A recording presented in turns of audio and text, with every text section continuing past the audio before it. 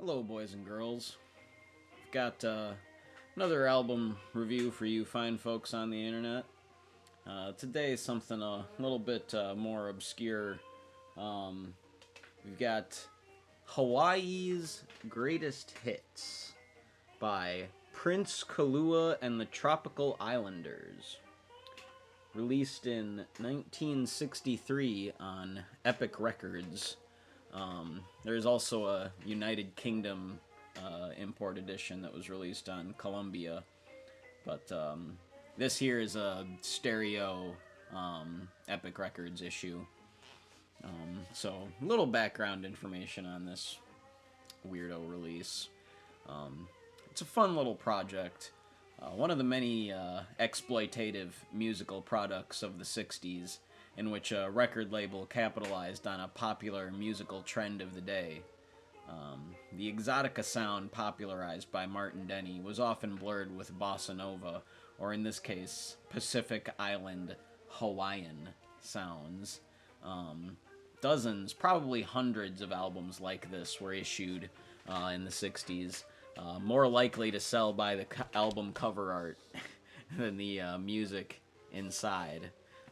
Even Prince Kalua and the Tropical Islanders, I don't believe, is a real musical group. If I am wrong on this, someone please, in the comments, point me in the direction of the real musical group. But I don't. I think, that's just a fake band name.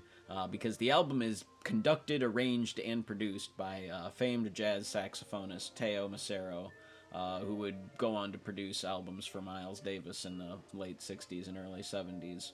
So he's really the creative force behind this, if you can say there is a creative force. It's a lovely collection of lazy, lilting instrumentals that, sound straight from the shores of an island paradise. So, let's jump right into discussing this. Side one begins with Lovely Hula Hands. Mid-tempo number led by lap steel guitar. A fun, carefree feel pervades the tune. Suitable for, dancing or just laying around. The next track, My Little Grass Shack and also before I finish this track title, I'm going to say I'm probably going to mispronounce half of the Hawaiian words in this, or probably all of them, not half of them. But this next track, My Little Grass Shack in Kealakekua, Hawaii, is about the same feel and tempo as the last track, but definitely with a flavor of its own. A little more lively lap steel playing. The next track, Paradise Moon, slows things down a bit. Kind of a romantic, lazy waltz. A very cool but short organ solo comes out of nowhere in the middle of the song. It's very much a lazy day or late night mood. One of my favorites on the album for sure. Bali Ha'i is the Rodgers and Hammerstein show tune from the 1949 musical South Pacific.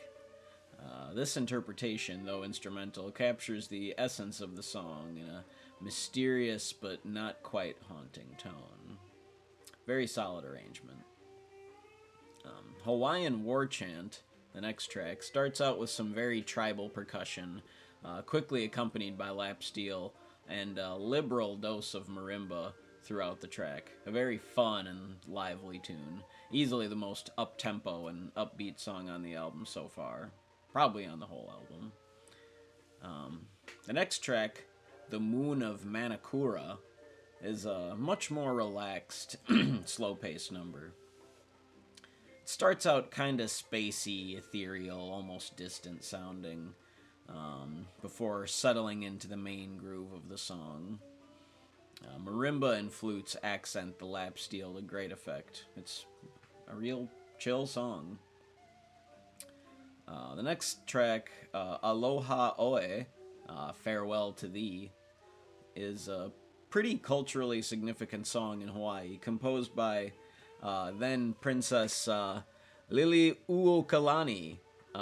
This instrumental version isn't necessarily remarkable, but it perfectly services the spirit of the song. Aloha oe, farewell to thee, until we meet again. And side 1.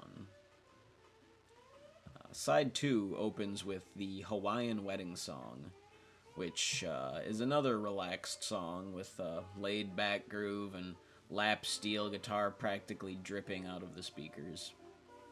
Makes me wish I had a recliner or something. Hello, Aloha, How Are You? Is another mid-tempo but lively tune. Ukulele and marimba accompany the lap steel, giving the song a real fun flavor. Downright feel-good music. Little organ and flute flourishes appear near the end. The next track, Pagan Love Song, slows things down a bit again. Another lilting sort of waltz. This song has, dare I say, some unique textures. The lap steel guitar does some really interesting stuff in the last minute or so of the song. Soft Blue Waters starts out with beach sounds, washing waves and squawking seagulls, before being obscured by lap steel guitar and the clip-clop percussion, as well as some chimes and occasional flute. It's a very whimsical sounding track. You really get the imagery of a fantastic island paradise. The beach sounds swell back up as the instruments fade out at the end of the song. Blue Hawaii, the next track, is the popular Elvis song, Elvis Presley, tune from the movie of the same name, starring Elvis Presley. And this instrumental version is, again, not exactly killer, but, carries the spirit of the original. And in the case that, it's a relaxed, carefree feeling of being on an island paradise. Tamure, not sure if that's how that's supposed to be pronounced, is another more lively and up-tempo song, driving percussion and zipping flutes. It sounds like the soundtrack to a race or, some sort of contest. It's a good song. The next track, Sweet Leilani, is an old Bing Crosby song from the 1937 film Waikiki Wedding. It won the Academy Award for Best Original Song, I believe, that year.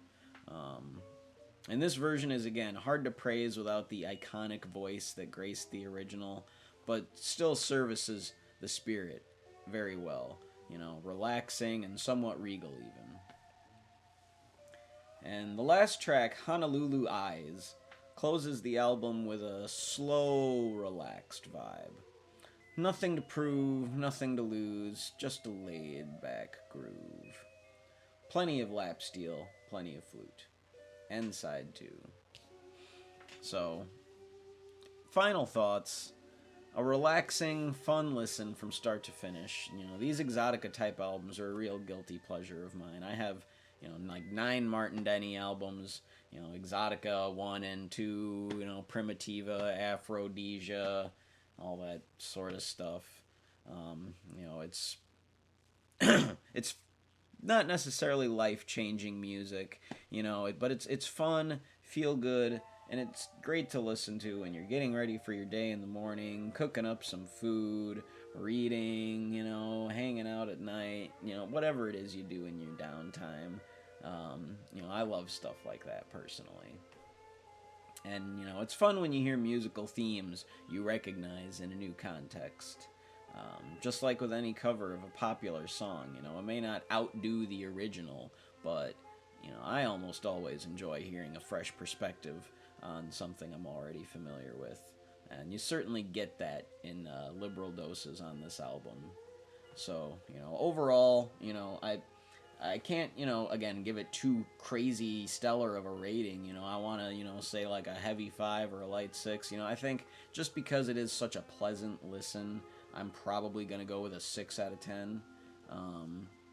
Just because, it's got some solid tunes. It's, it feels fun to listen to. It's good stuff, I've played it probably more than I'd like to admit, since I started getting ready for this review. But yeah, here's the epic label. Non-breakable. Upside down.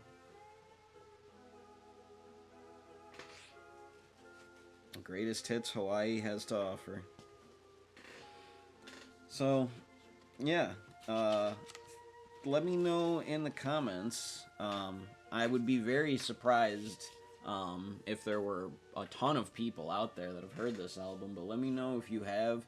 Let me know, if you're familiar with too much, either Hawaiian music or, exotica and that sort of thing. Because there's a whole world to delve into with that style of music. So, let's get a discussion flowing in the comments. Hit the like button, subscribe, all that jazz. Check out some of my other reviews. Thanks for watching. This has been Matthew Buckley Talks Music with Prince Kalua and the Tropical Islanders, Hawaii's greatest hits.